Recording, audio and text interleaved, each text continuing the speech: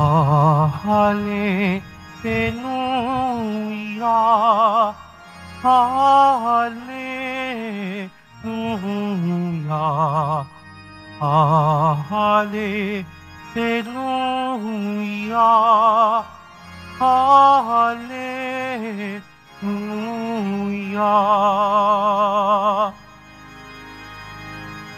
Kayo'y di ko inumila,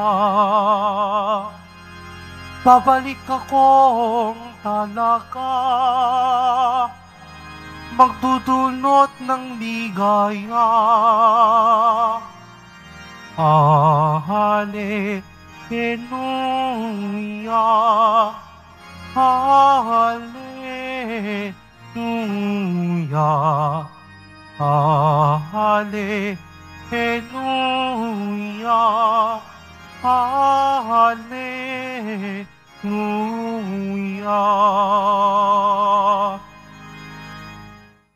Sumainyo ang Panginoon at sumayo rin ang mabuting balita ng Panginoon ayon kay San Juan. Papuri sa iyo, Panginoon. Noong panahong iyon, sinabi ni Jesus sa kaniyang mga alagad, "Kaunting panahon na lamang at hindi na ninyo ako makikita. At pagkaraan ng kaunting panahon pa, ako'y inyong makikita uli." Nag-usap-usap ang ilan sa mga alagad.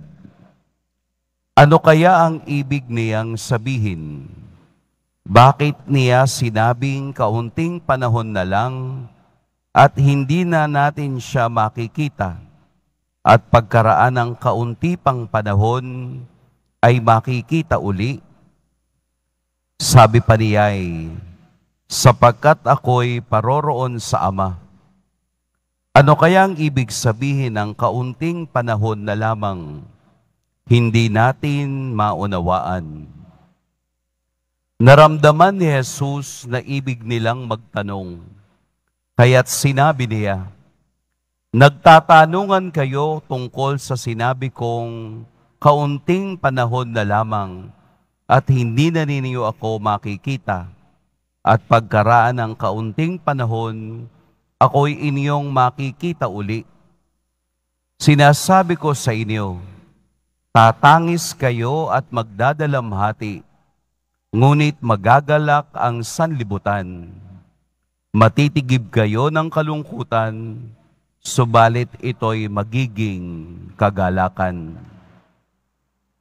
Mga kapatid, ang mabuting balita ng Panginoon. Pinupuri ka namin, Panginoong Hesukristo. Magsiupo muna lahat.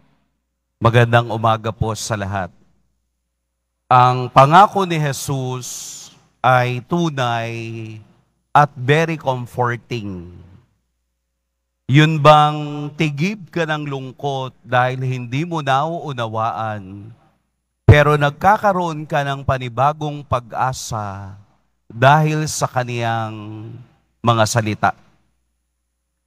Hindi natin maunawaan sapagkat hindi pa nararanasan ng mga alagad ang pupuntahan ni Jesus na kamatayan at muling pagkabuhay.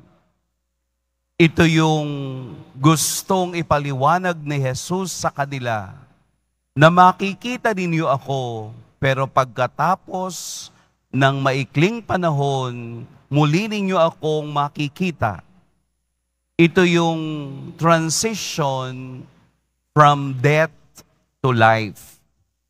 Yun bang sakit ng kamatayan at ligaya ng pagkabuhay.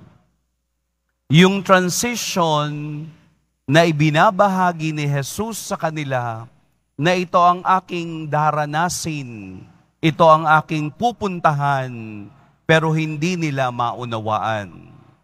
Bakit hindi nila maunawaan?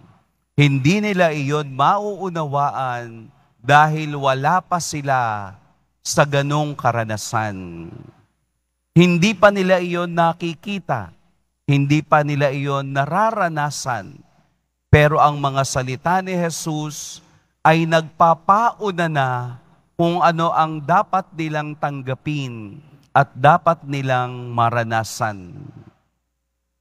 Sa ating buhay Kristiyano, sa pagiging tagasunod ng ating Poong Jesus Nazareno, meron din naman tayong mga bagay na hindi nauunawaan, pero ating pinangungunahan.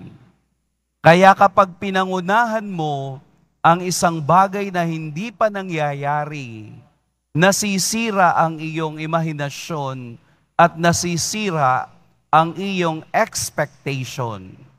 Dahil gumawa ka na ng sariling simula at ginawa mo na rin ang iyong sariling wakas.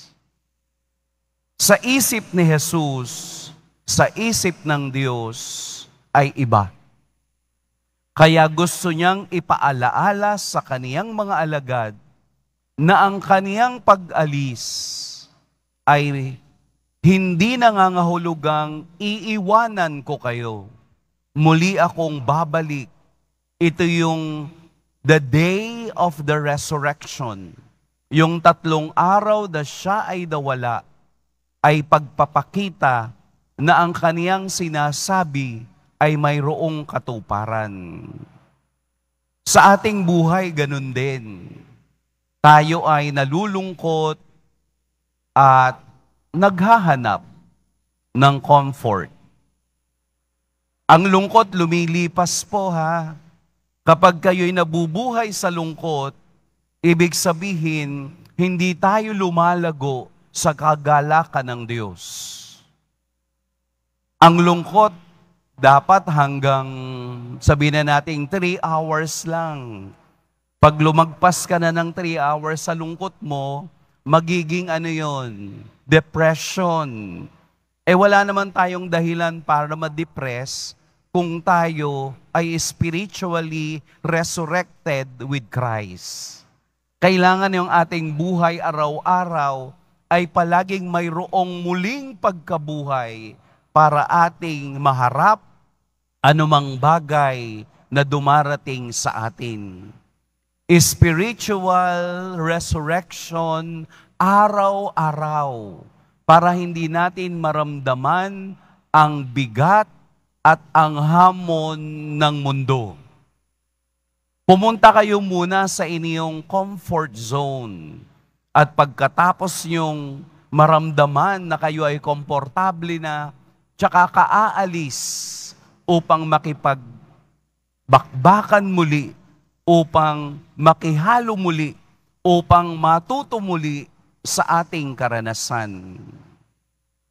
Natatandaan ko nung ako ay naordinahan na pari, maraming tao yung nagbigay ng regalo.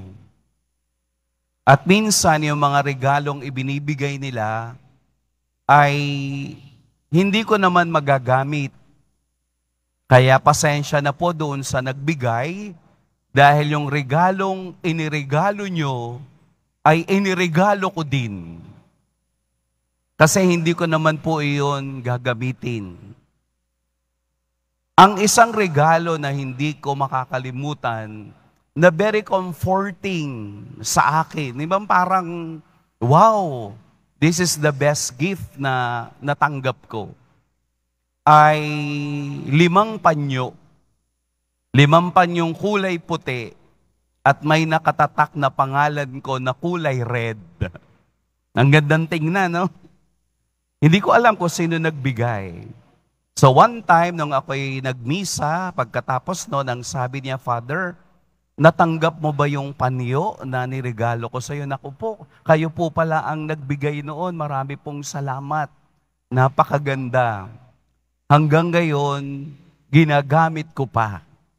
Kulay puti na may burdang kulay pula. Very comforting. Yun bang sa dami ng nagre-regalo sa iyo, mararamdaman mo na kahit napakasimpleng bagay, nagbibigay sa iyo ng kasiyahan at kagalakan. Dahil ang tao po na nagagalak sa maliliit na bagay ay napakadaling pasayahin ng Diyos sa kaniyang buhay. Kapag naghahanap ka ng wala at hindi mo nauunawaan ang nangyayari sa paligid mo, marahil hindi mo mararamdaman ang presensya ng Diyos sa iyong buhay. Halimbawa, ano po ang inyong comfort food? Pag nalulungkot kayo, ano ang kinakain niyo? Dun sa iba, kapag kahit pritong talong na may kasamang bagoong at 2 pirasong tuyo, wow, ang sarap na ng pakiramdam. Yung bang mas masarap kumain ng pagkaing hinanda mo na may puso kesa pagkaing iharap sa'yo na ang nagbigay ay nagdadabog at galit. Kaya between manok at pritong tuyo, kapag alam mo kung saan galing, damang-dama mo ang maliit na kasiyahan sa iyong puso. Hindi komplikado ang Diyos. Napakasimple ng Diyos. Ang nagpapakomplikado ng ating buhay ay tayo rin na laging naghahanap ng iba na labas sa ating kakayahan. Ang kakayahan nating tingnan ang Diyos sa mga maliliit na bagay ay kakayahan din nating tingnan ang ating buhay na konektado sa Diyos. Ang mga maling bagay na nangyayari sa atin sa araw-araw ay resulta ng ating maling desisyon sa buhay. Na ayaw natin minsang harapin, na tayo ay nagtatago sa mga bagay na masasaya lamang, pero hindi natin kayang harapin ang maliliit na bagay na tayo rin ang may gawa. Kaya po atin pong tingnan ang mga salita ni Jesus ngayong araw. Hindi nila maunawaan dahil sarado ang kanilang kaisipan sa gusto ng Diyos na mangyari at maunawaan nila. Ibukas po natin ang ating pag-iisip at buhay upang makita natin kung paanong gumalaw ang Diyos sa araw-araw nating pakikibaka sa hamon ng buhay. Hindi po masamang malungkot. Ang masama, nalulungkot ka na, nagagalit ka pa. Hayaan mong ang araw na ito ay magbukas ng ating isip na ang Diyos ay nagsasalita sa bawat sitwasyon at desisyon ng ating buhay. Ang kailangan lang natin ay unawain kung ano ang sinasabi ng karanasang ito upang ang iyong comfort zone ay hindi mahirap iwanan at hindi mahirap tanggapin sa ngalan ng pagsunod sa Diyos. Hayaan nating ang salita ni Kristo ang magbigay sa atin ng pag-asa sa araw-araw. Kain po kayo ng inyong comfort food ngayon at mararamdaman ninyo ang biyaya ng Diyos sa maliliit na bagay. Pagpalain tayo ng poong may kapal.